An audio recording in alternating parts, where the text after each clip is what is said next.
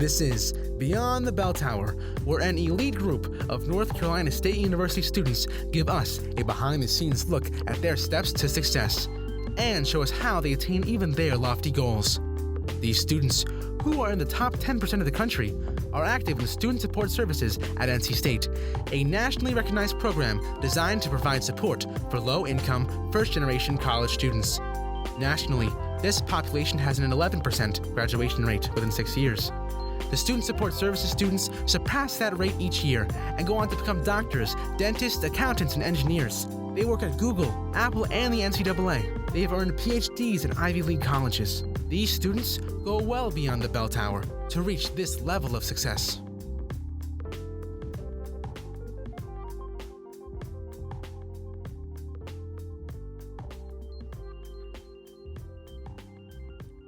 Hi, and welcome back to Beyond the Bell Tower. I am Ricky Dowes, and I'm here with Gino Fernandes. Hey, how you doing?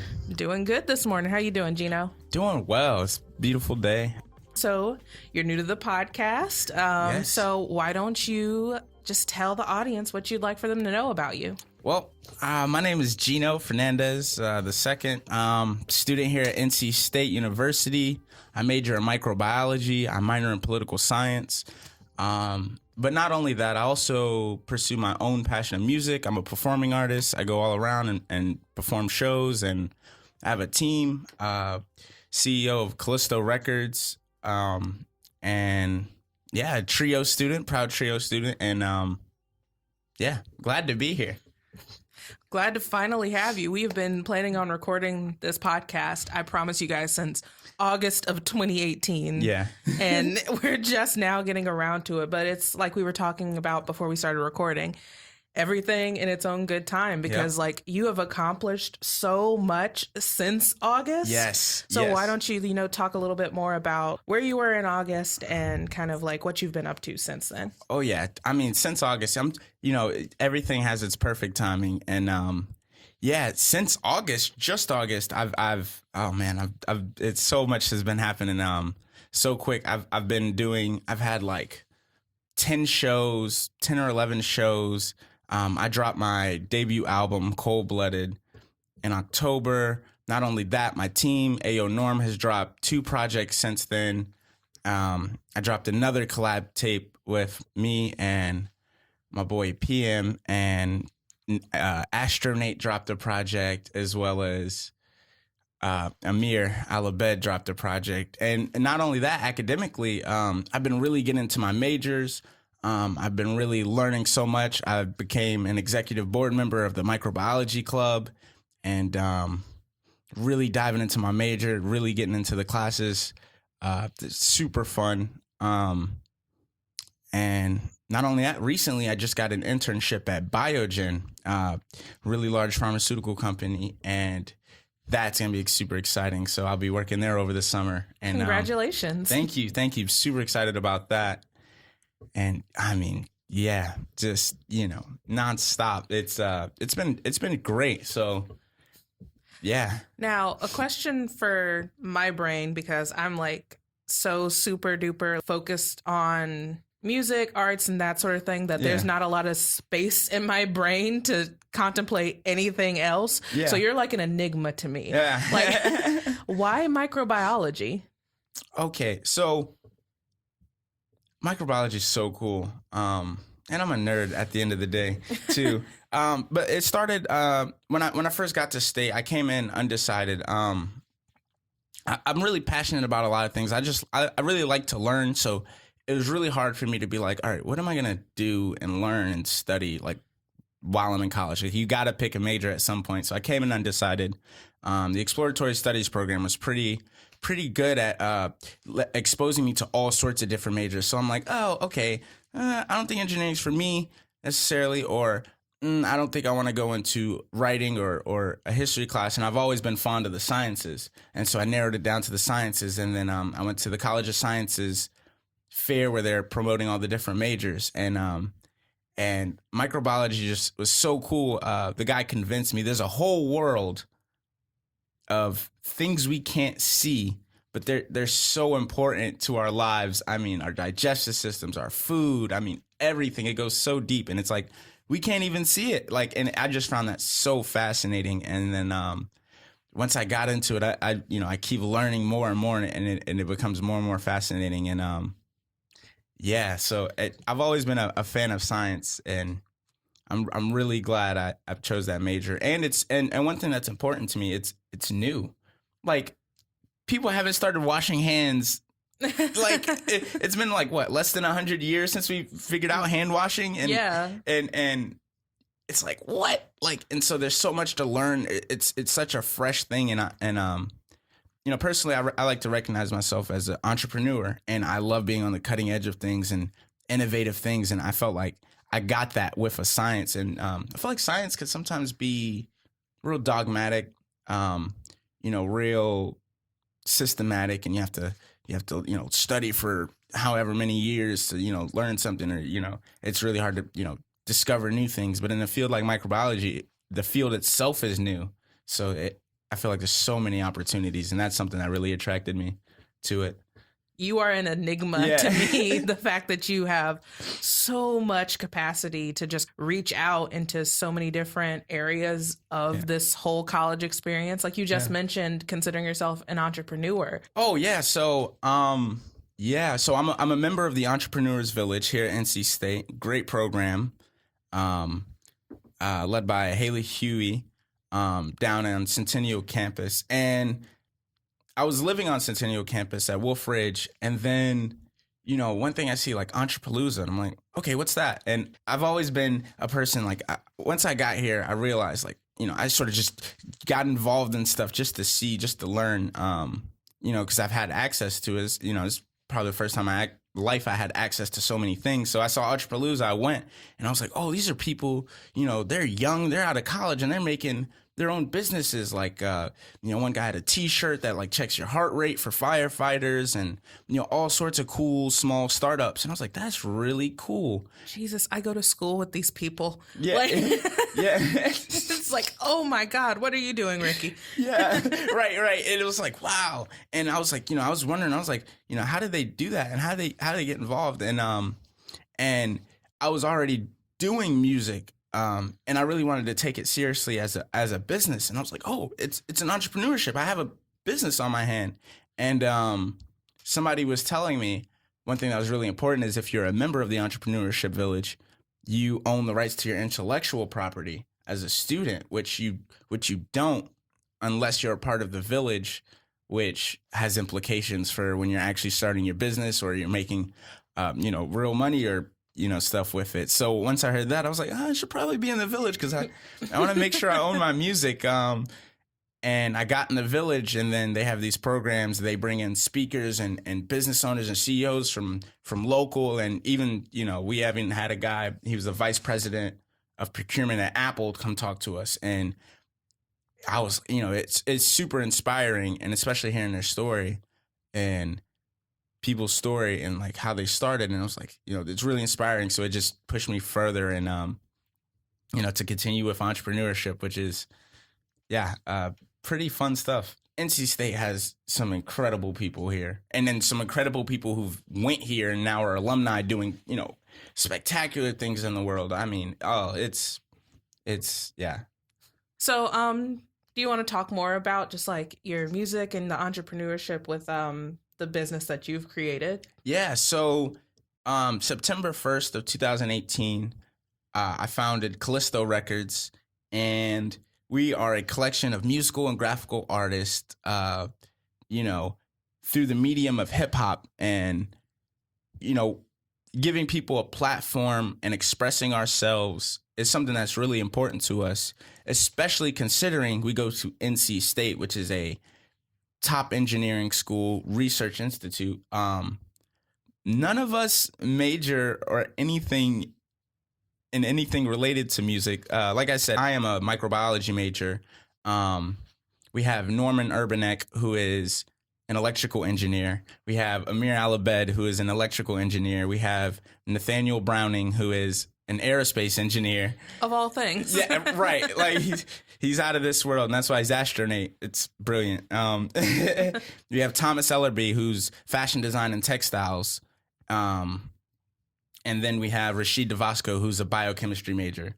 But one thing that we all have in common is we're all really passionate about art and music and creativity and expressing ourselves. And we find it really important not to box ourselves into the sciences and the engineerings, because I'm a firm believer it takes balance. You gotta have your your left brain, right brain thing going on. I have like these science classes and these tests, and it's all numbers and math, and then like I get to make music. On the other side of the day. So yeah, and it's super smart people, and glad that's my team, and yeah.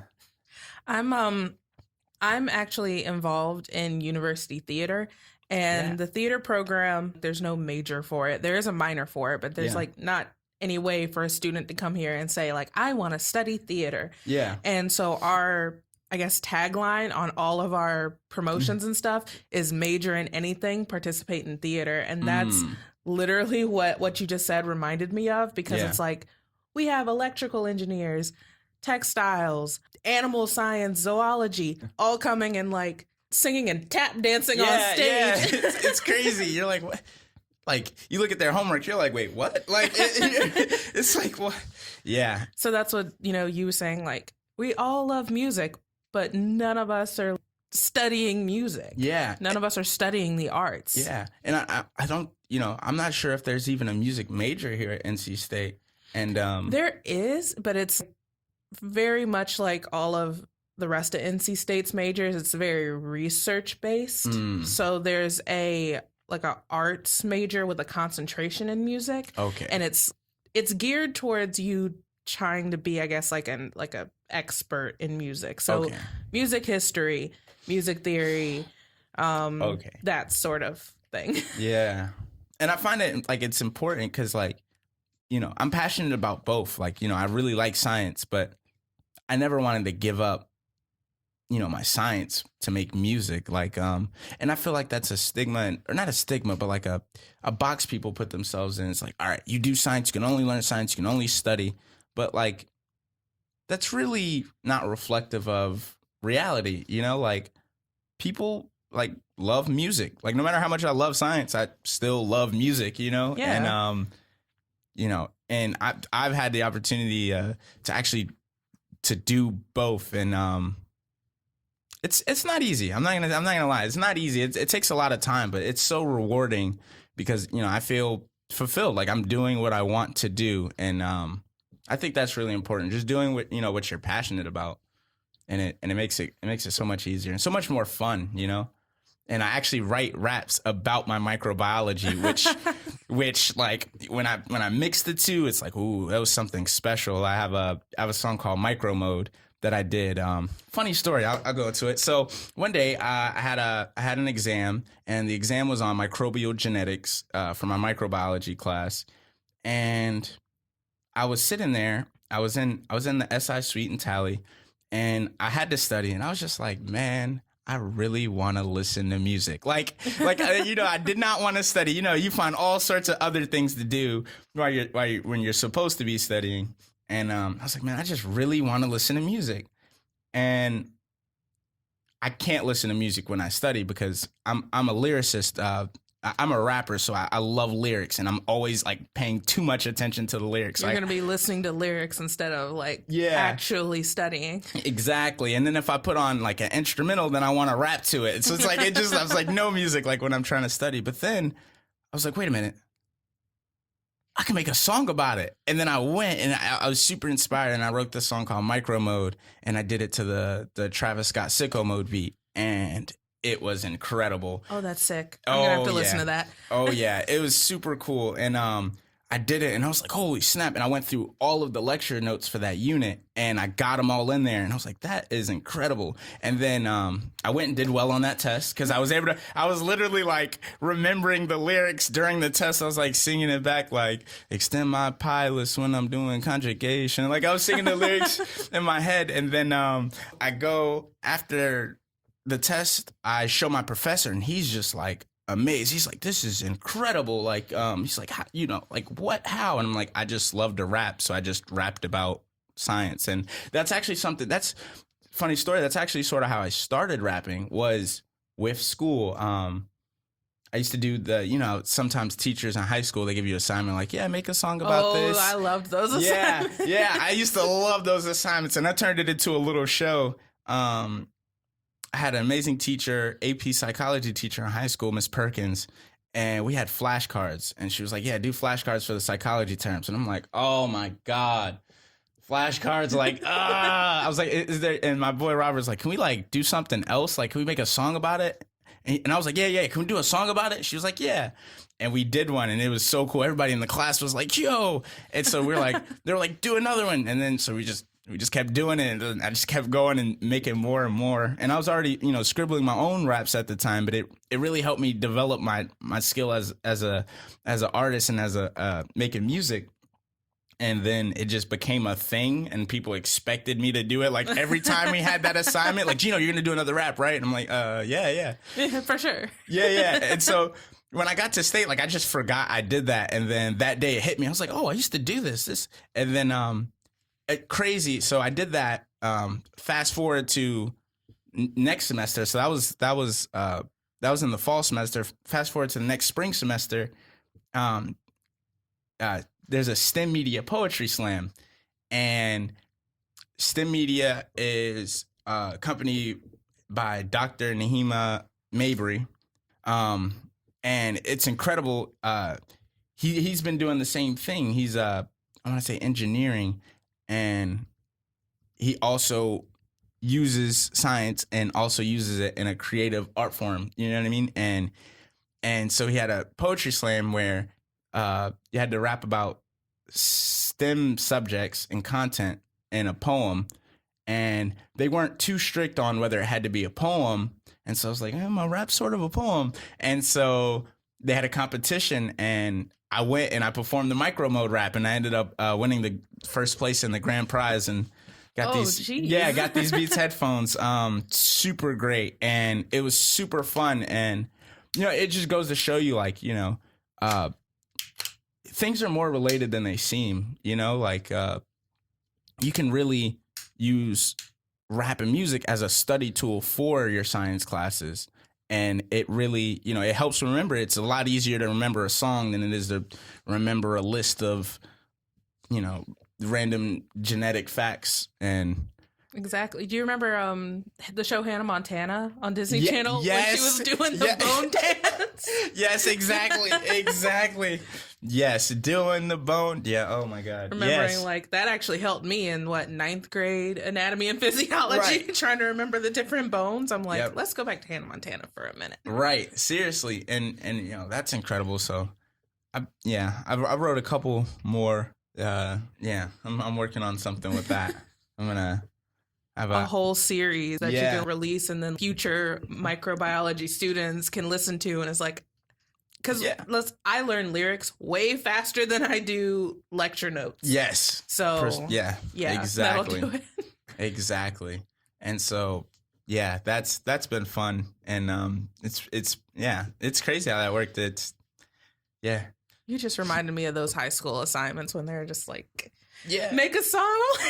You're like, oh. Me and my friends really took ourselves too seriously. Right. We thought we were a whole rap group. I was look, I would have been in your rap group. Like, I would have, trust me, like, I was taking those assignments real seriously too. And it was a whole lot of fun. And You talked about, bringing the two together and everything. Mm-hmm. And you said it hasn't been easy, that journey. I kind of want to know what that journey has been, because trying to schedule a time with you has been crazy. And I saw your schedule and I'm like, I'm glad I'm not you. Yeah. So I just kind of want to talk more about how do you balance all of that together? Yeah. Well, I'm really glad to be me. It's super cool being me. And I think that's important. When you can wake up, you're like, I'm me. I'm legit. Yeah. It's it's cool. I do these things. Sometimes I forget. Wait, I did that. It goes back. I'm just give my whole story. So I'm originally from Boston, and I grew up in Charlotte, and I grew up in a low income family, and on government assistance, and I never really had access to much resources my entire life. And, you know, I mean, you know, that's a whole thing. And so, you know, I always was, and back in high school, I was really smart and talented because I always liked to learn on my own. Like I'd be watching science YouTube videos, I mean, at home all day. So, but I never really liked class. I wasn't really the biggest fan of school ever. And so like I wouldn't go to school or sleep in class. Like don't do that, kids. Don't do it. Don't do it. It bit me in the butt once I got to college because I didn't know how to study because I never studied. And studying is important, especially in college. Oh, God, yes. Even if you study in high school, don't think you know how to study for college because you don't. I learned that the hard way. Oh, yeah. Trust me. I've learned that the hard way as well. And you know, so like funny story how I came to state. It was like, you know, people were applying to college. Deadlines to apply for college were coming up. And I hadn't applied anywhere because nobody in my family like went to college. And so like, it sounds crazy, but like, I didn't know you had to apply. Like, it sounds crazy, but like, if you're not around people, you just wouldn't know. Like, it's just like, yeah, you would know. I was like, wait, you got to apply to college? Like, everybody's like, duh. And I'm like, oh, excuse me. Like, and so I was in the career center with this great lady, Miss White, and Mallard Creek High School. And everybody was talking about like, yeah, I applied here, and I applied there. And I'm like, they're like, Gino, where'd you apply? And I'm like, apply? And they're like, what? You didn't apply anywhere? And it was really a shame because my grades were always good. Like I never showed up to class, but I always did really well on tests. And you know, without trying, you cannot do that in college. I promise you cannot. I promise you.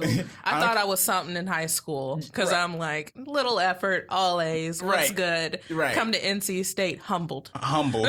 Oh, that first test, I was like, oh, wait a minute. I have never seen that letter on my grade. Like, what? What? Excuse me?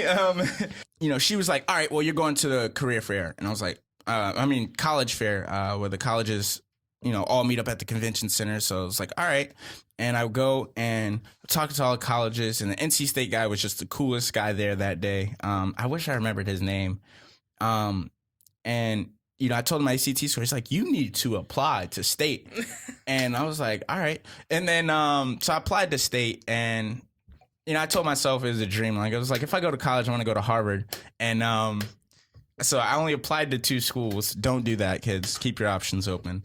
And didn't get into Harvard. So I was like, all right, I guess I'm going to state. I'm really nonchalant about the whole process. And, you know, thank God I got into state, or else, you know, I probably wouldn't have been in the college, or, you know, I would have had to, I wouldn't be at this wonderful school, you know? And so when I got here, it really opened my eyes to how many resources and how much stuff there is. And I'm like, what?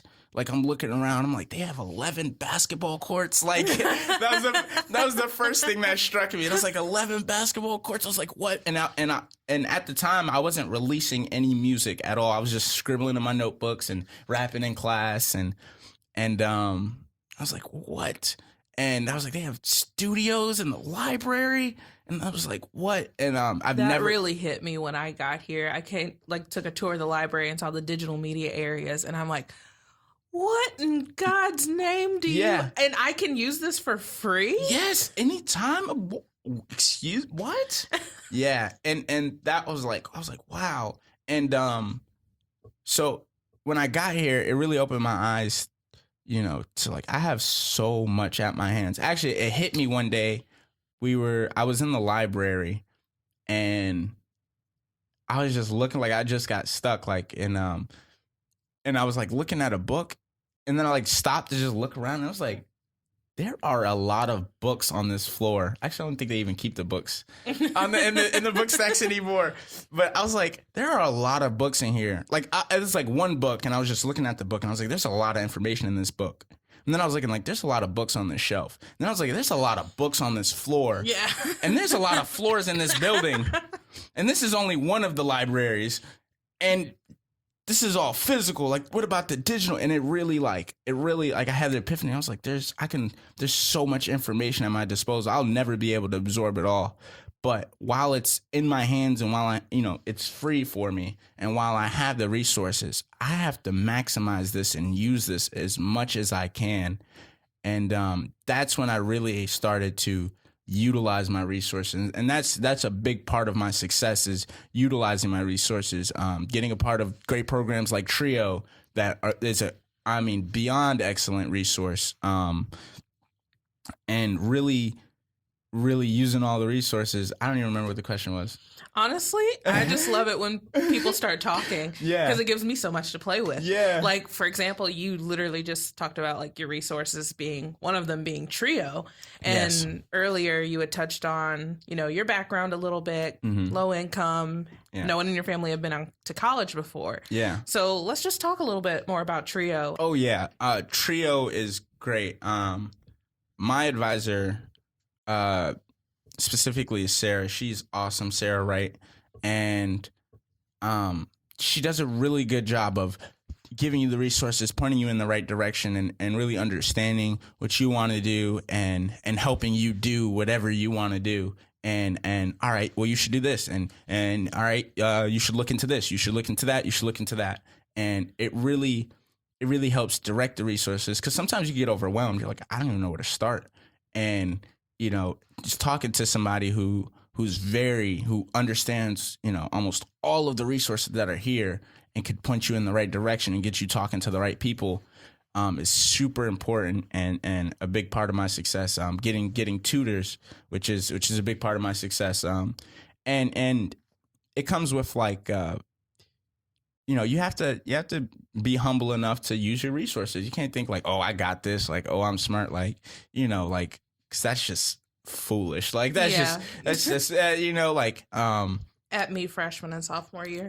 Right. I'm coming at freshman Gino, first semester Gino, and I was like, I gotta use all of it, and I think it's really incredible what you could do with resources, because, like I said, I never touched a recording software until I got to state. The first time I ever got in a real studio was here at DHL Library, and I just performed during All-Star Weekend in Charlotte, Growth. in February. Yeah. And that's literally 2 years flat. You know what I mean? And it's crazy. Like, and even the sciences, like being exposed to science, and that exposure, which I think is really important. Expose yourself to all sorts of things, because you don't know what you can do until you try it. You know what I mean? I was like, oh, I'm pretty good at this music thing. Like, oh, I'm not too bad at mixing these songs up. Like, I know how I want it to sound. And okay, oh, that's how you do that effect. And YouTube videos, and, your resources and people, and surrounding myself with the right people, people like, oh, you could do this. I'm like, what? And it's incredible what I've been able to do with the resources, especially considering the lack of resources I had previously in my life before coming here. So, maximizing that. It's like you said, when you come from like that kind of background, when you have no resources, you get here, it's like Kid and Christmas. You see all these toys. Yes. You see all these resources. You're going to use all of them at some point. Yep. You're going to I'm going to put hands on all of them. Yep. That's exactly what I've been doing. That's like Kid at Christmas. I'm like, oh yeah, I'm going to play basketball every day. I'm going to do this every day. And I'm going to go to the studio every day. And then you get to the point, you're like, you're like, you know what? I was like, okay, maybe that's not for me, but at least I know. And okay, that's for me. I need to keep using this resource, and I could do this with it. And yeah. And this is useful information, because like this is all stuff that I wish I knew my freshman year. Yeah. This is like my freshman year. I was very much, I got this. I don't need any extra help. And I would just go to work, go to class, and then maybe do like one club or something like that. But I'm like, I don't have time.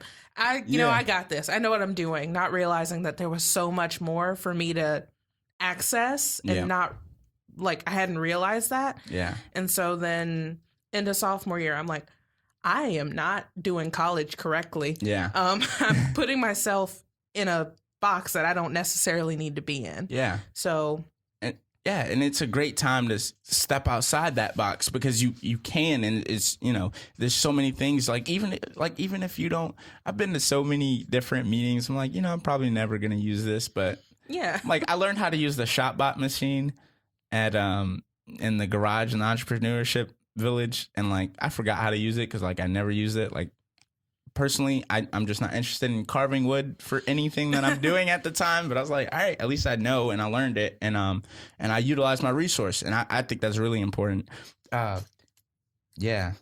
NBA All-Star Weekend, you just said February, Yes. the growth from using a studio for the first time in DHL to doing NBA All-Star Weekend this past February. Yeah. Please tell us more about that. That was awesome. So I performed downtown 2 blocks away from the arena on All-Star Weekend, All-Star Day, Sunday, and it was cold, which I wasn't a fan of that, but it was so cool. And it was crazy because first of all, I'm from Charlotte.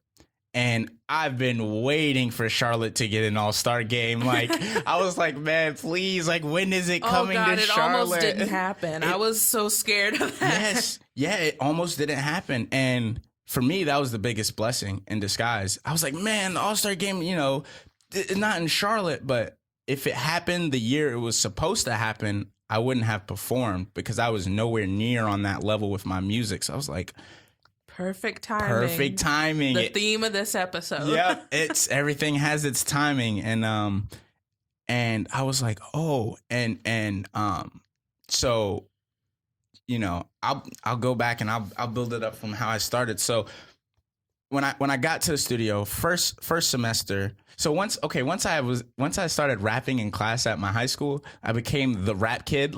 Everyone's like, Gino, rap, freestyle, right? Go rap. And I'm like, no. I'm at lunch. I'm trying to eat, y'all. They only give us 20 minutes in high school to eat. I have to spend 5 of them rapping. I'm hungry. And so first semester, I was like, nah, I'm focused. I'm not gonna tell anybody I rap. I'm just gonna go, and I really just came in the studio very often, just played around with stuff, played around, but didn't tell anybody, kept it under wraps. And then I met Nate and Norm. We both lived in Owen Hall. We all lived in Owen Hall and Amir. And one day we were like, I was like, hey, I heard you guys make beats. And they're like, yeah. I'm like, oh, I rap. And they're like, oh, word. And so we went to it was a basketball game that day. I went to the basketball game, and then after I met with them at their dorm room, and they were making beats, and I was rapping. They were like, holy snap, he's good at rapping. I've been developing my skill, just right into myself, and they're like, wow, he's good. And then Nate got so excited he made a beat on the spot. He was like, yo, I made a beat, and I was like, bet. And I wrote the lyrics on the spot. It was just so much inspiration and passion. We were just super excited. We're like, oh, we found some, they were happy they found somebody to rap on their beats. I was like, I finally don't have to rap on YouTube beats anymore. And so I was like, oh, bet, an original beat. I just seen it made in front of me. Boom. We clicked right there. And we made our first song that we actually released that day called Exhausted. And it was about school. And it was it's the hook is exhausted. Work on putting in got me feeling exhausted because that college grind, was real. And it's a different kind of tired. Yeah, it's a different kind. For real. Really though. And a lot of things were freshman year, you don't know time management. You don't know bedtimes. You don't know schedules. What are those? Yeah, right. Those are made up concepts. I don't need to sleep. You do. But it's biology. Yeah, right. You can only go so long without. And so, that was the song, and we clicked that day, and then, we were like, hey, you want to make another song? Yeah. And then, or you want to make another song? And then by the time you want to make a tape? And then we ended up making a tape, and we dropped it on March 3rd, 2017. That was the first time I ever dropped a project, and Exhausted was the first time I actually just released a song and actually put it out for people to listen to. And it was cool. People liked it a lot. And it was really reflective of my college freshman experience. And all of the different problems and issues that I was facing, and getting adjusted to the school, not being, being away from family for so long, or, you know,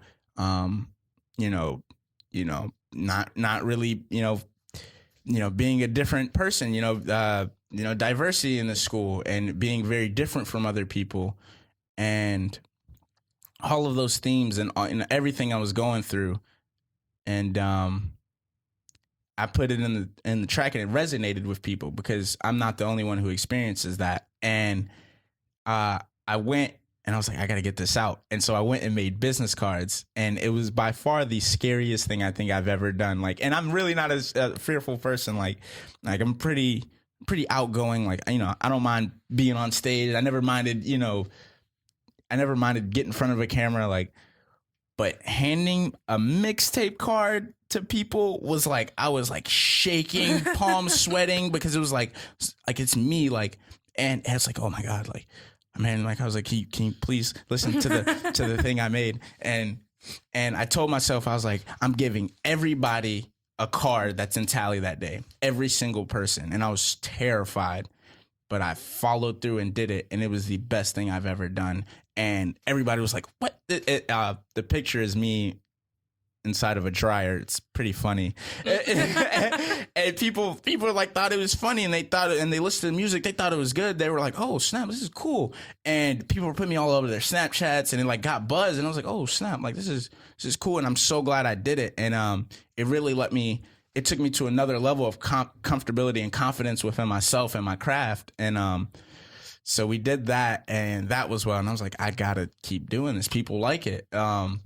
And so in the summer I was working on music, and then I started, and then one thing, it's like, I'm always trying to improve. I never, okay, I did that. How can I do it better? Okay, how can I do that better? And always striving for something more, like, and the bigger you strive, it gives you more confidence. Like, wow, I could do that. Okay, I could do that, and I can probably add this on,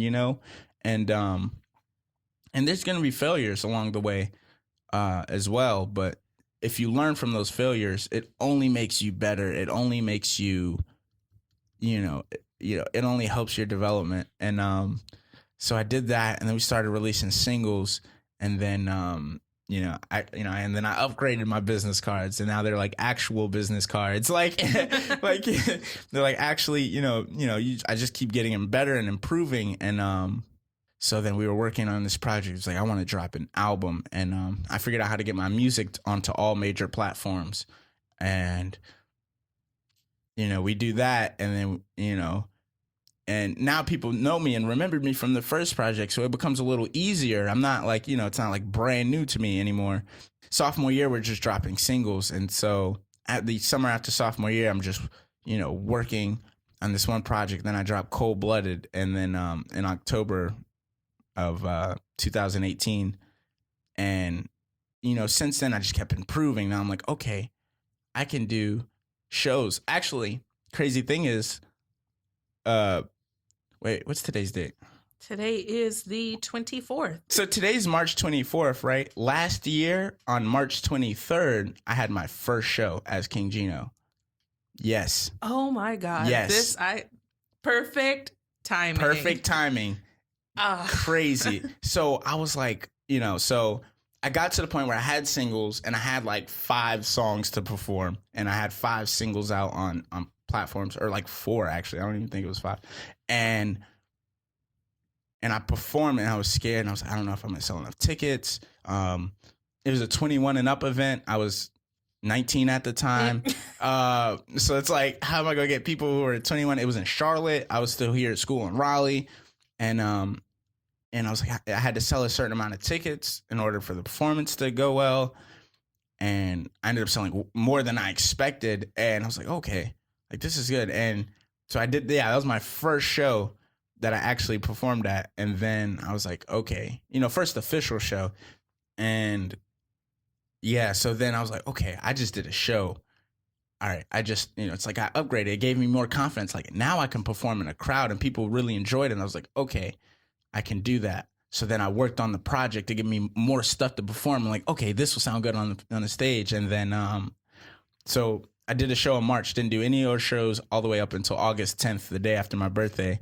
and I performed. I got this amazing opportunity to open up for Cassidy, old school rapper, and when he was in Charlotte, and I was like, that was a big deal. So many people there, and I was like, this is what I've been waiting for at that point. And I went, and one thing that's really important is like everything I do, I try to give it 100%. I don't really like to half-ass it. Yeah, I don't like to half-ass things. I think you got to give 100% of everything you do. Like, because it's either I'm going to really do it or I'm just not going to do it. You know what I mean? I don't want to waste anybody's time. And I definitely don't want to waste my own time, which has become increasingly more invaluable. I'm like, it's so valuable. Yeah, it's so valuable. And then I did that show. And I rocked that show, and the promoter for that show was like, "I need you back to do another show," because it's that energy that resonated. She sees, I gave it 100%, and if you just give things 100%, you can't be mad if you fail because I tried. I'd rather live a life of oh wells than what ifs. And like if you try it, you gave it your all, and it didn't work out. Oh, well, you tried it. But if you didn't give it your all, you are going to absolutely hate yourself when it's all said and done. Yeah. Seriously. We all face that. And I still face that.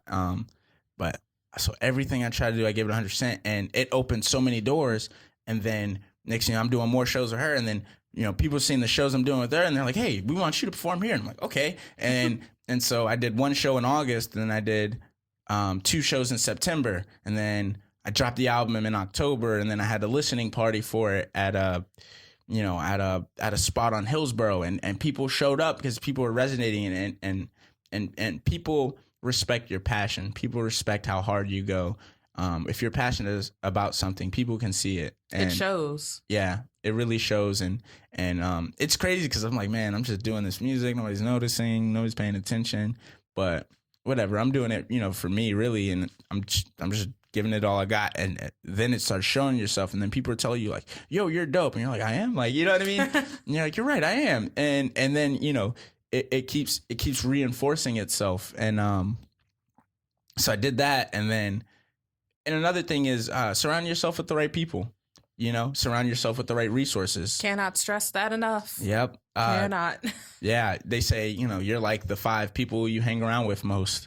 Look around who's your starting 5. And so you're like, okay, maybe that person is not the best person for me in my life, or, maybe I should try to hang around, and never force yourself into a crowd you don't fit in with. That's not what I'm saying, but surround yourself with people who share your values and passions. And, they're going to motivate you to be better and be the best you can be, essentially. Exactly. And that's why I love my team, because, like, I'm not the only one doing music and pursuing a super hard major. Like, we're all doing it. We're all doing it together. And that's what really, and we all push each other to do better and keep going. You know what I mean? It's like it's not a competition, but you're like, all right, he just got a fire internship. Like, I need to step my game up, and that's your friend. Yeah.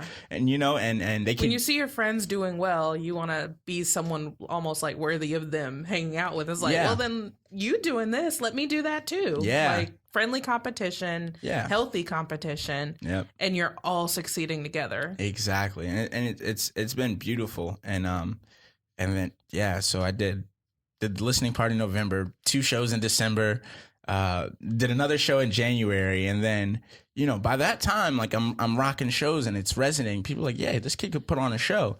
And it's all practice and experience. I remember my first show, I was so nervous, like so nervous. And I didn't do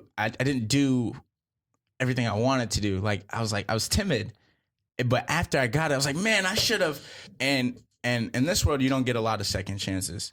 And so if you get that chance, you kick down the door. You got your foot in the door, kick it down, And so I was like, next show, I'm going to rock it. And I did. And then, fast forward, long time family friend. He's like, yeah, I do this now. I'm a show promoter now. And we're getting this, we're putting this show together for All-Star Weekend. We're bringing in these celebrities, it was some pretty cool people in the building that day. And, we want you to perform. And I'm like, yeah, bet. And did that, rock it out. And, that show taught me something too.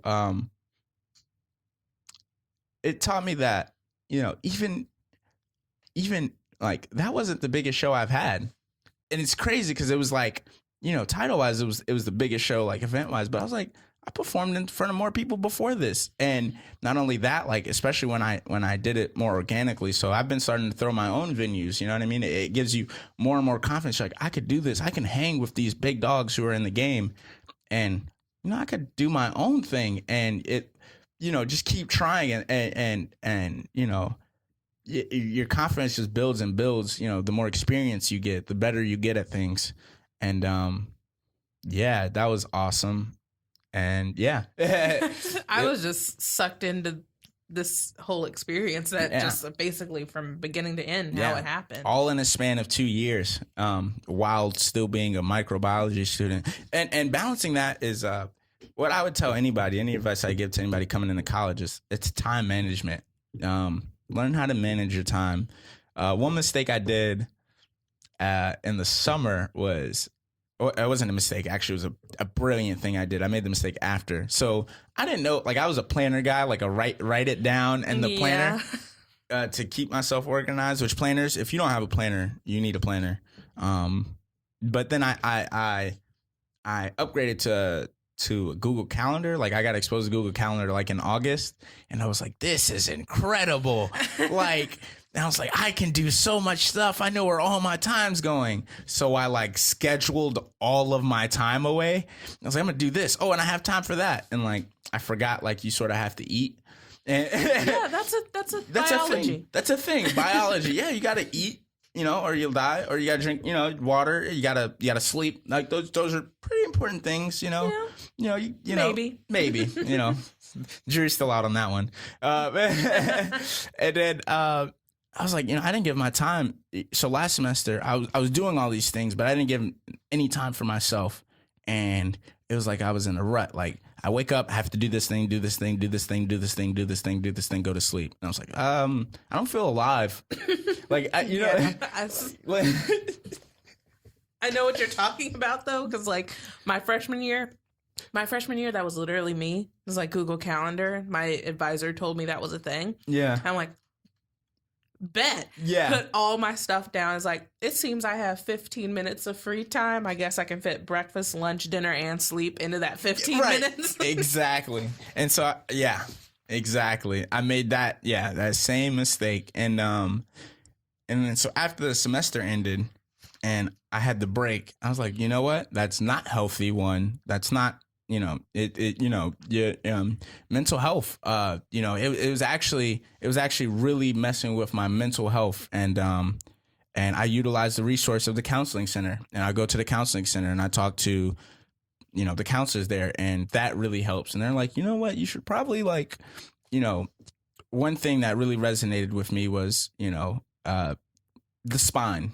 And I love biology. So if you give me a biology metaphor, I really get it. Like I really get it. And the spine, it has its rigid disc, and it also has squishy spaces in between them filled with fluid. And it's that balance that's really important. Like, yeah, you have the rigid stuff and you have to do stuff, but you have to leave that space in between to like breathe, eat, sleep. And really that balance, like, okay, you know what? I'm not going to do that because it's going to take away from everything else I'm doing. If you try to do too much, you fail at everything, and it doesn't, everything goes bad because you're trying to do too much. What's the saying say? Jack of all trades, master of none. Exactly. Yep. And so really, now I'm really getting specific. Like I'm giving my time to this, and that, and that's it, and understanding like my limits, and I had to learn my limits the hard way. Not fun. This is why we do this, kids. So you don't have to learn you're going to learn the hard way. Yeah. I didn't listen to anyone either. Right. Yeah, exactly. No matter how much advice you still, yeah. Yeah, I didn't listen to anyone. But I mean, just in case you're willing to listen. Yeah. That's what these podcasts are for. Yep. And exactly. And so now I'm like way more happier, way more, and I'm getting way more done, like so much more done because I can when I do something, I do it really well, and I don't have to go back and do it again. It's like I have the time. I gave it that dedicated time. I get things done, and it's working more efficiently. And that's been a big reason. So now I get these shows, and we're doing a lot more. We have so much coming up in the near future, and things are going really well, and we're able to focus and not waste energy on, water your flowers, not your weeds, Exactly. Yeah. Exactly. Can you tell us a little bit more about what is coming up, or is some of it like hush hush? Can you top secret? No, more music. I'm really evolving as an artist. My first project, Cold Blooded, was about where I'm from and the harsh realities and things I've seen. That made me who I am, and I'm super grateful for it because it taught me things that a lot of people aren't exposed to, they can't experience, and it sucks in the moment, but you learn so much, and those lessons that I've learned, those things that I've learned, have really shaped me to be the person I am today, and I'm super grateful for it. So it was Cold Blooded, Boston. I grew up in the hood, man, and you see things happen, all sorts of stuff, and I needed to get that out. Like that was my Illmatic, you know what I mean? Like that was my like that was me. That was my staple. Like I'm here and I'm here to stay. Like, and I was so glad it took me 2 years to actually get that done. So from when I met Nate and Norm, we've been working on that project since, and it took that whole time. I didn't drop a project sophomore year, and it took that whole time, and I was just like, it's not ready, it's not it. And when it finally got to that point, and it took a lot of time, it took a lot of learning and growth. And one thing that's amazing about art sometimes is you can make something, but you don't even get it. Like, yeah, you don't even understand it until after the fact, and it's like, oh, like I understand my own art better. I understand my own self better. And once I got that out, it was like, it was liberating. Like I got it out. Like, and, it moved me to tears, honestly. And then I was like, all right, what's next? And then, I go and I drop a collab tape, and it's a party. It's a party tape for the college house party. 'Cause that's where I'm at. I'm in college. I'm having fun. I'm enjoying my life. And I wanted it to fit that specific scenario. And so with that being said, the next project is where I'm going, and I'm really okay. Now I can step out of the little, not box I created, but I've done that. What's next? Like that project's done. No need to revisit it. Yeah. Time to move forward. Yes. And really experiment and really expand my style and really expand my craft and art. And that goes with keep improving. Like, okay, I can rap. I have the coolest, tightest, hardest raps. Okay, let's see if I can sing a little. You know what I mean? Yeah. Like, let's get a little groovy. Let's. Okay, that was real rigid, and it was intentional because that's really who I was. But like, all right, where am I going with it? And then showing that evolution. So I'm super excited about that. Callisto Records in total, we're having a lot of things going on, and one thing that's really important to me is giving people like me a platform to do their music.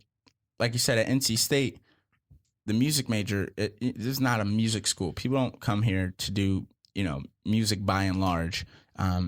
People mainly come here to do engineering, sciences, and things of that sort. And there's so much talent here. There's so much creative people, there's so much art and talent that's just hidden because they're like, oh, I can't do that, I gotta study, like, or oh, I can't do that, like, engineers don't do that, or and I'm like, I really want to flip that on its head because I'm proof you can do it. Exactly. Yeah. And so really letting other people know that, like, I had to figure it out for myself, and all right, letting other people know, like, you can do whatever you want, like, and you can make it work, and it's beautiful, and you don't have to give up things you know, some things you do have to give up, and some things it does take sacrifices. And that ties into like time management. You know, you just have to figure out what is the most important part and which ones are you willing to let go. Yeah. And exactly. And finding what's important to you and prioritizing what's really important to you. And if you're really passionate about the music, you'll make that time for it, and telling people like, you have talent and you can make that time for it. And if you're passionate about your major, which you should, do something that you're passionate about, then you make time for that as well. And I remember I think it was like my sophomore year when I was trying to get into like this new kind of club situation, and I'm like, well, I'm already so involved with this and this. How do I get involved with this and manage my time? And the person I was talking to, they were like, no offense, but you never have to make time for something you want to do. Like, you're just going to do it. It's like, do you have to struggle to find a way to do your homework? Do you have to struggle to find a way to do theater? No, because you know you want to do it. Yeah. So it's when music is something you care about, it's never as like, where am I going to fit this? It's like, you're just going to do it. Yeah, exactly. And those are the things that you know are more important to you. Yeah. Yeah, exactly. And making time for it, because you're going to make the time for it. One thing I did freshman year, writing that first project, I used to write in class when I'm supposed to be learning. I'd just be like, I'm not feeling this lecture, and just put on my headphones in and write a song. And that wasn't the right time for it. I made the time for it, but it wasn't the right time for it. And so, now I'm like, all right, I'll write on my way to class on the bus, or I'll write when I'm done with classes at night, or you know what I mean? Like, and make time for what you want to do. I want to be a successful microbiologist. I want to be really good at my discipline, because I want to give it 100%, like everything else I do.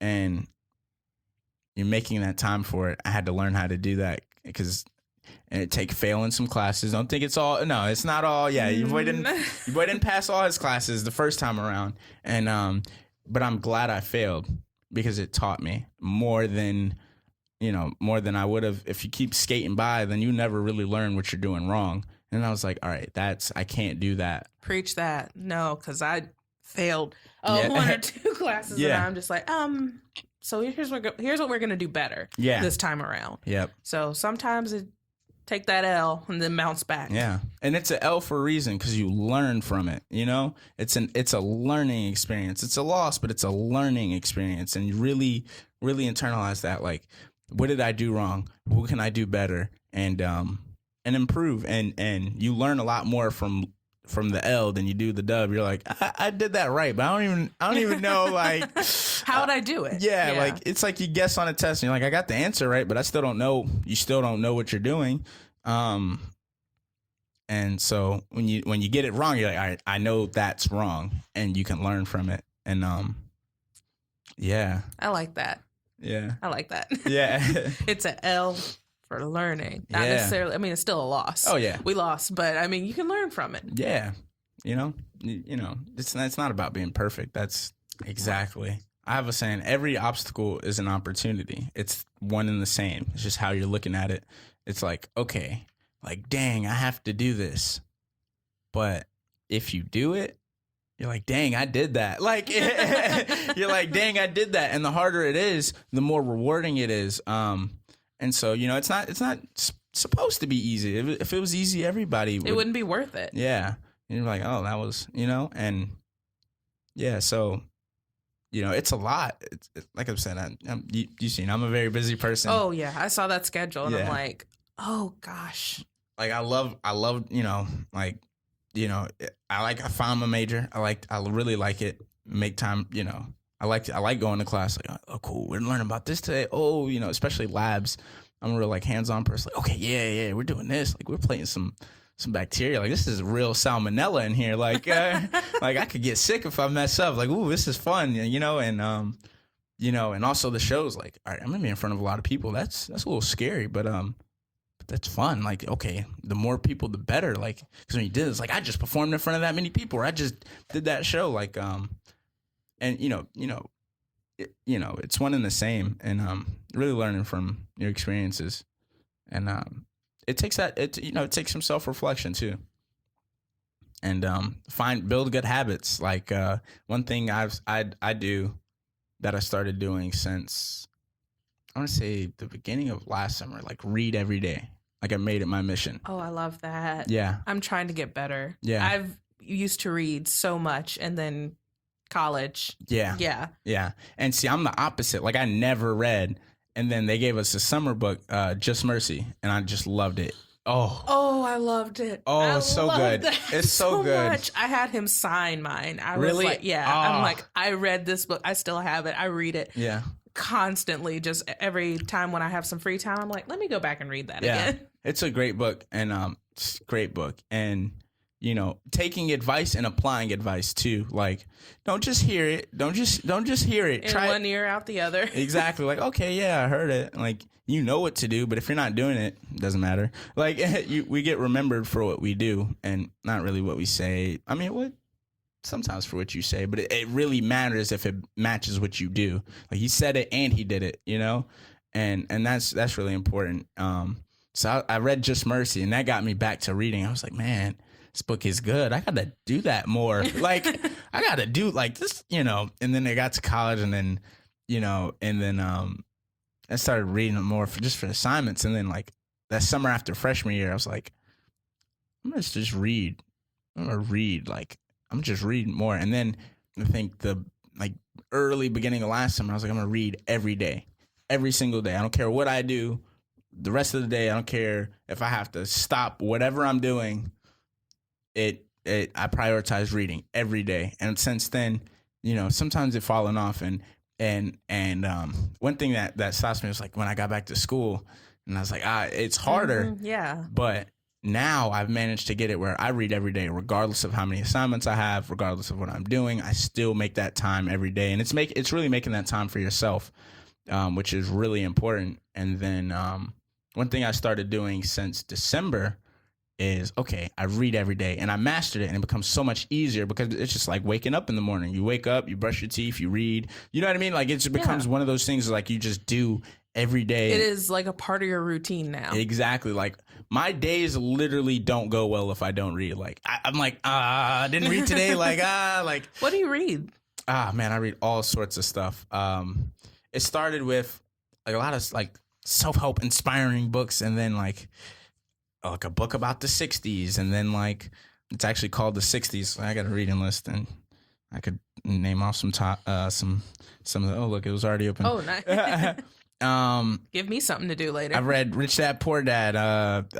Bernie Sanders had a book. I read that book. 4-Hour Work Week. And I read all sorts of stuff. I'm reading this book called Pimp by Iceberg Slim. Like, if I find it interesting, and one thing is I literally just read what people tell me to read. Like, not just anybody though, like successful people. One thing, the Entrepreneurship Village is we've networked with a lot of people, and a lot of great people, and they're doing great things. So like, there's a reason I just named those books. You know what I mean? Yeah. Because I want y'all to read them. Noted. You know what I mean? When successful people are like, yeah, I've read this book and it helped me be successful, like, I need to read that book. You know what I mean? And so I write down every time somebody recommends me a book that like I write it down, and just start going through the list. So I always have something to read. And the TB12 method, that was a good one. I'm from Boston, huge Patriots fan. You're the only one. So reading every day, and I built that habit, and so now it's second nature. I don't have to think about it. It's just like, it's a part of my routine. And then I added journaling, which I used to journal off and on, but now I was like, all right, every day, and I built that habit, and building those healthy habits, like, and then stacking them, because it becomes way easier when it's a habit. And so now I read and journal every day. I don't care what homework assignments do. I don't care what paper I gotta write. I don't care, I read a lot of philosophy books, or, I like history. I don't read a lot of science, because I read a lot of business books and economics books as well. I don't read a lot of science because I study it, so it's like it gives me that break. And I read stories about musicians. I read The Art and Science of Respect by Jay Prince, a great book. It's a good audiobook. I switched to audiobooks. I like audiobooks, but I like to have the physical copy of the book I'm reading still. Yeah, but the audiobooks are also useful because, like... Yeah. You can eat while you're listening to the book, or you could get things done still. And, I like to really... On the way to work. Yeah, exactly. It makes it a lot more, flexible. And I'm a real auditory person, too. So that's how I consume information, too. Like, I like music. So I can, when I listen to it, it sticks with me. And yeah, so, building those good habits and stacking them. And yeah, it's crazy, quantifying your time. And that's one thing I really liked about Google Calendar. It let me quantify my time. Like, okay, I'm doing this, doing that. Wait, I'm wasting a lot of time. Like, wait, I only did like 2 things today. Yeah. You know what I mean? Like, it felt like it took me all day to do it, but that's because I was, BSing half the time, or 80-90% of the time. Exactly. And I'll set up like 4 hours to study. 2 hours of it, I'm goofing around. Yeah, exactly. And social media, like social media is a whole thing. Follow me at King Gino, KingGino, shameless plug, but not not even shameless. Yeah, right. but just plug. Yeah, and also follow at Callisto Records, CALLISTORECORDS. Yeah, spelling bee. Yeah, right. I actually was pretty good at that back in the day. So while you're at it, go ahead and plug all the things that are coming up, platforms, all that other loveliness. Yeah, so you can follow me on Instagram, Twitter. On Twitter, it's @_King Gino. And and so social media.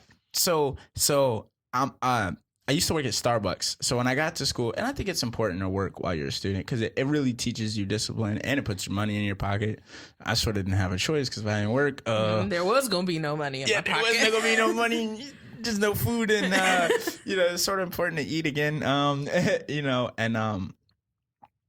so, but it really teaches you discipline. It really teaches you how to work within a team and balance yourself. Don't work too much, make sure you make your time for your classes. And sometimes you're like, and that's one thing that's really cool about working at school was they understand you're a student. Like they get it. Everybody else is a student. They work with students.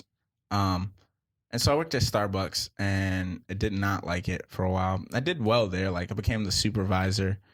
And, after the first year, did that, and I was like, So, but now I'm a marketing intern for Campus Enterprises, and I run Tally social media, and so, and also run the Microclip social media, and social media can be a trap. You get caught scrolling. I mean, where's it going with that?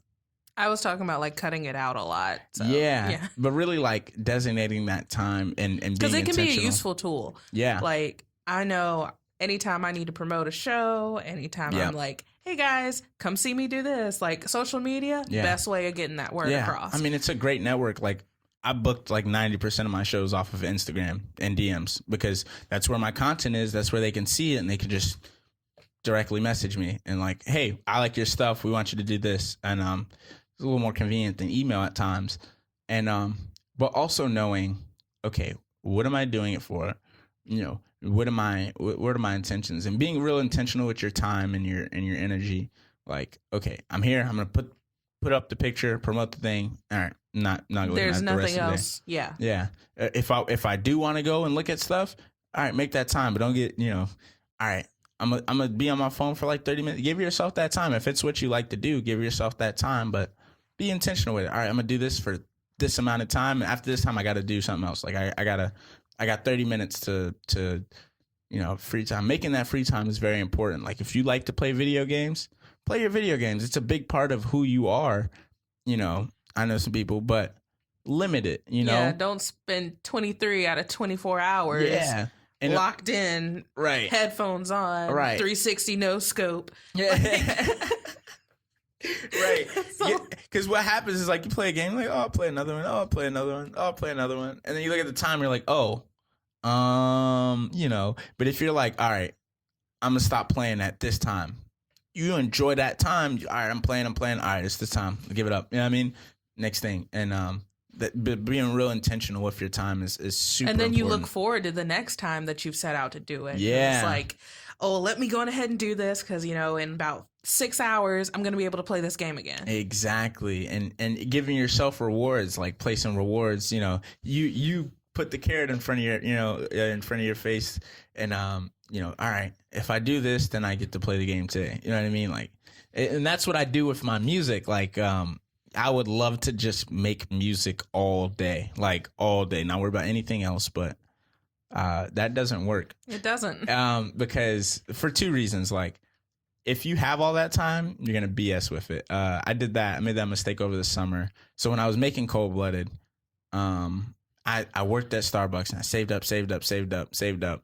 And I was like, I saved up because I was like, when the summer's here, I don't want to do anything but work on this project. And so I went, semester ended, and I had so much free time. I'm like, yes, I finally have all this time to work on it.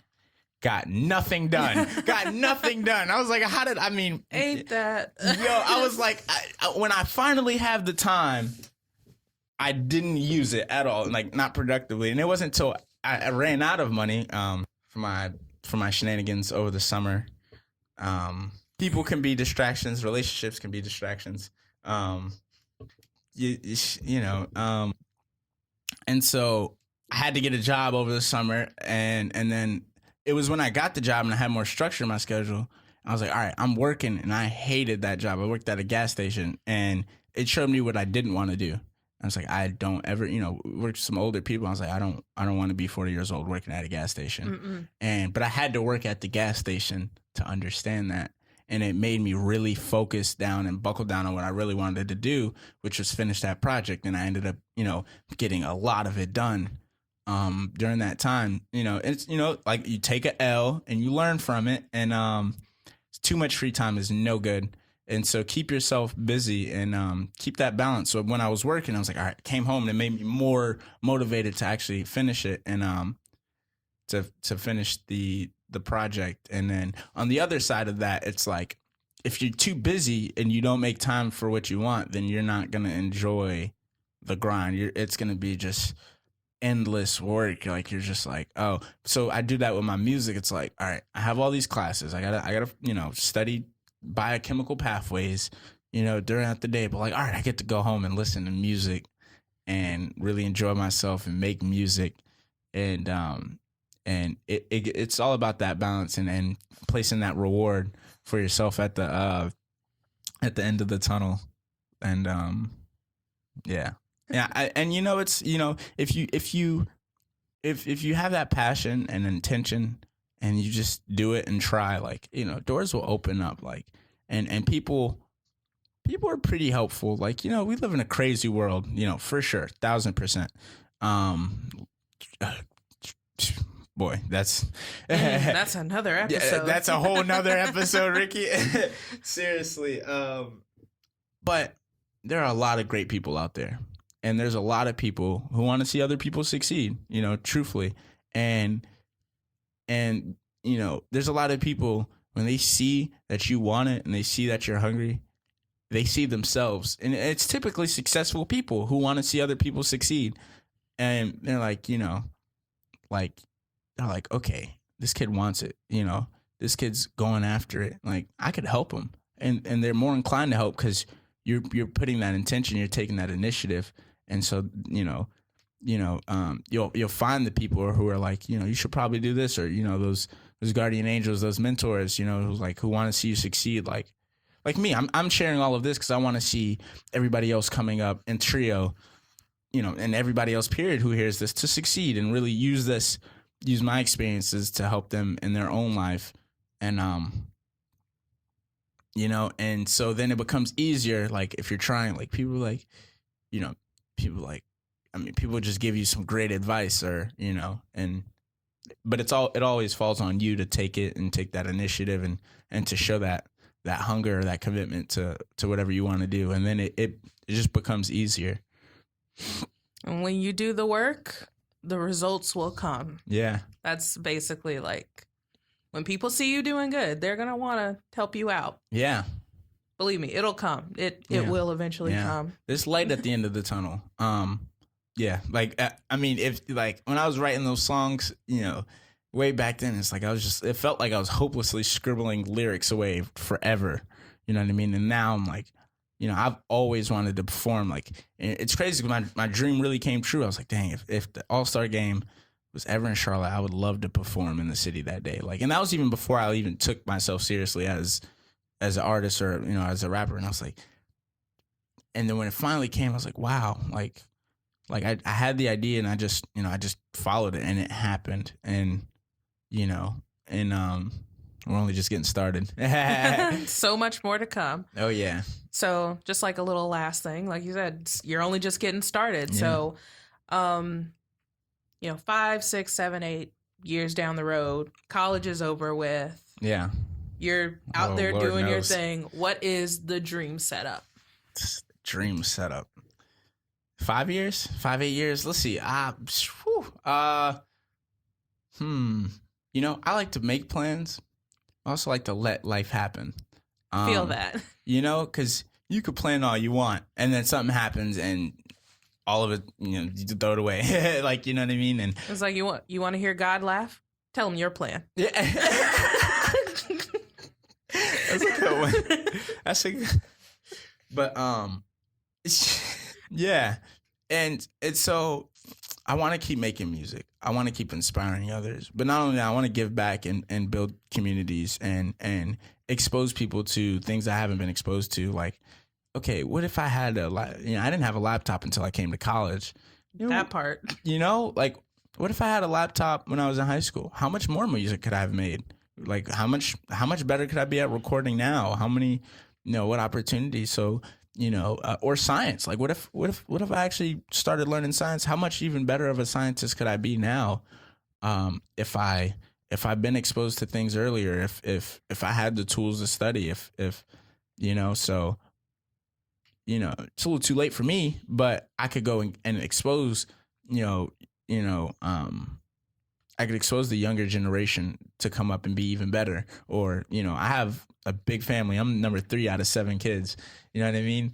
And so my little sisters, they're twins, and, okay, making sure they have the resources to become successful, making sure they have the tools necessary to become, successful. And then my little brothers after them. And, so music wise, see, I got some stuff cooking. I'm currently working on this project I'm super excited about, which will drop sometime in the near future. And then I have something else already brewing up after that. And then big plans for next semester as well, the fall of 2019. But, graduating college and which is a big accomplishment in and of itself. Yeah. As a trio student, especially. Yeah. Graduating college and what that means to what that speaks on where I'm from, to my family, where my family's from, to your siblings, to my siblings, and I don't know if I mentioned, but I'm Cape Verdean. Like, my parents are immigrants from Africa, West Africa, Cape Verde Islands. And so, they didn't have the opportunity to go to college or the means or, to go to college. So it's like, okay, that means a whole lot to everybody from Cape Verde. It's like, so, really graduating college and doing well and, and pursuing my, my entrepreneur visions. I have a lot of ventures, a lot of businesses I have in mind, some relating to science, some not at all relating to science, like my music, really building a platform for other artists and really making it easier for other people to express themselves. It's important. I find it very important. And one thing that I'll be doing at Biogen this summer is I'll be working at a community lab, which they bring in local students from the area to teach them lab techniques, middle and high school students. So that's like exactly what I want to do. And so, long-term plans is like, I want my own lab and I want my own, school, I don't know about 5 years. Oh, maybe not in 5. Maybe not like 5. 10, 20. Hey, you never know though. Hey, the way you're kicking down doors now. Yeah. Hopefully so. But more music and more life and it's I'm really just excited to experience it because I've surrounded myself with great people. I feel like I've surrounded myself with the right people, and I feel like I'm doing the right things, and I'm really passionate about what I do, and watching it all unfold, and really bearing the fruits of my labor. Because I'm in college now. I'm young now. I'm planting seeds, and if I give it that time and water them, in 5 years, I get to see the, fruits of my labor. Like, I'm feeling the fruits of my labor now from when I passed out those mixtape cards 2 years ago. You know what I mean? And it's like, wow, like that really resonated with people. And it's like, and so just to keep seeing like it pay off and, so just keep improving. Lord knows when I'll be in 5. Let's see, what's some, I don't know. I want to make there's somewhere I wanted to perform. I want to perform at the Opera House in Sydney. Yeah. Big dreams. Yeah, that's random, but the Opera House in Sydney, I feel like I could do that in 5. Well, we're going to call that now. Yeah, we're going to call that now. March 24th, all right, well, 2019. Now I got to do it.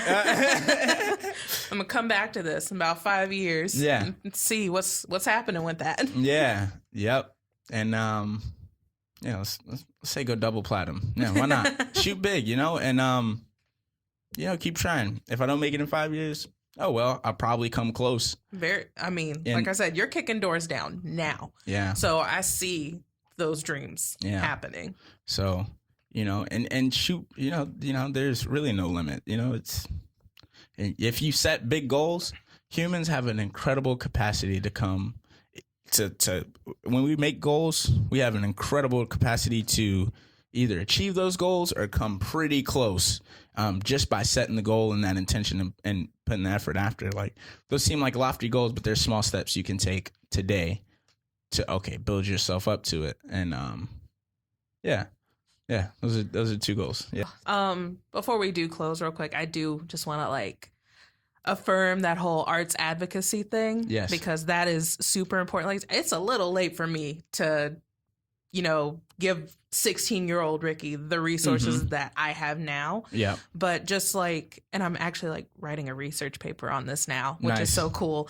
It's getting kids from these areas that don't have as many opportunities, the access to instruments, access to soundboards, access to the software, access to literally anything arts advocacy, because you don't have to choose. You don't have to, the stereotype of, being an athlete to get into college. You don't have to just be study all the time. There are so many ways to express yourself. And so that's super important to me. Yeah. And something that I'm hoping, in addition to learning about, your story and how your story can help them grow as possible artists, just knowing that there's a whole generation of sure enough little kids. Yeah.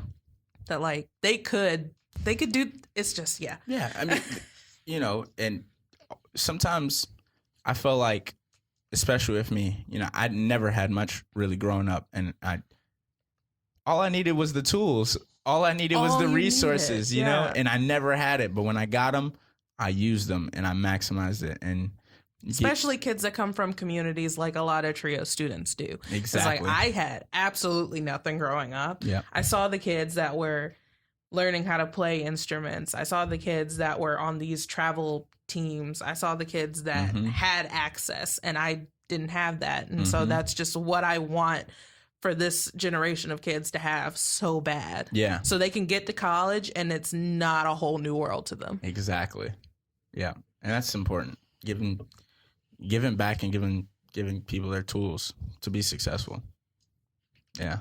Awesome. So that was great. Thoroughly. Thank you so much for having me, Ricky. I'm so glad we finally were able to do this. Yes. This was Long awesome. Time in the making. Yeah. So plug all the projects that are out now. All right, cool. So, yeah, I'm gonna go. First of all, if you haven't heard Cole, but actually, you know, we're gonna go back further. Go to SoundCloud only. It's before I made major platforms. Laundry Room Weed. It came out when I was a freshman, and it's really a story of my freshman experience. And you know, if you're a freshman in high school, if you're a freshman, even if you're a freshman in high school, go listen to it. If you're a freshman in college, listen to it. Hear my experience. It might teach you a thing or two. Then Cold Blooded on all major platforms, Apple Music, Spotify, Tidal. You know, by King Gino. Go check that out. Go check out the Colored Tapes Volumes 1 and 2, and also go check out some lounge beats by Ayo Norm.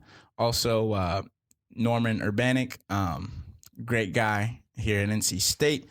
Go check out the Trap Mr. Rogers by Astronate, you know, also known as Nathaniel Browning here at NC State. Great guy, great project. Go check out Astronate. Go check out The Minimum by Amir Alabed. You know, beautiful, beautiful work of art there. And you know, great stuff. And then go check out Royal Knights, collaboration tape with me and my guy PM and Thomas Ellerby here at State. Great person. Go check out Rashid Davasco, amazing photographer here at State. Real close friend of mine. Go check out his work. It's brilliant. It's so cool to see him. You know, I was like, one day I was like, bro, you're really good at, like, you know a lot about photography. Like, you should just go out there and start taking more pictures. He's like, you're right. And you know how he's been able to grow that and improve in such a short amount of time. It's like, dang, bro, you got nice quick. Like, he, you know, just getting out there and doing it. And especially if it's something you like. And then, you know, I'm just gonna drop it. See, I've been keeping this under wraps, but it's in the works. But go check out the Infinity Tapes, and that's a project that I've been talking about that I'm excited about, and dropping soon. I don't want to put a date on it, so just look out for it. Look out for it, Infinity Tapes, and yeah, and go check out Callisto Records, and that's who we are, and we have a lot of exciting things that we're working on, and we're really trying to push the culture forward and really make some beautiful art. And yeah, shout out Trio, shout out Sarah, shout out Ricky Dowse. What else? Thanks for all the plugs. Yeah. And go follow me on social media, King Gino. Yeah, and go follow everybody else too, at Callisto Records. Awesome. We will definitely do that and look out for you because, like I said, I got a date on it now. 5 years. Yeah. I'm going to check. Yeah. Check that Instagram page. Bet. I'm going to come back. I'm like, oh, that really? You know, we'll see. Yeah. Super excited. And yeah, thank you so much for having me. I'm super glad I was able to do this and share my story. And, you know, it goes a long way, you know, being able to share your story. And yeah, I encourage everybody to write down your story and share your story. You guys heard it. Come on to Beyond the Bell Tower podcast. Share your story. It's high-key therapeutic. Yeah. And someone else can learn something from it. Yeah, for sure. All right. Well, thank you, Gino. And No thank problem. you guys for listening. Schmoove. TRIO Student Support Services Program and Student Support Services STEM are federally funded college retention and completion programs. These programs focus on academic, personal, and career support for under-resourced undergraduate students. At TRIO SSS and SSS STEM, our goal is helping our students reach their goals. We are currently accepting new students to our program. Apply today. Go to www.ncsu.edu to learn more about student support services at NC State.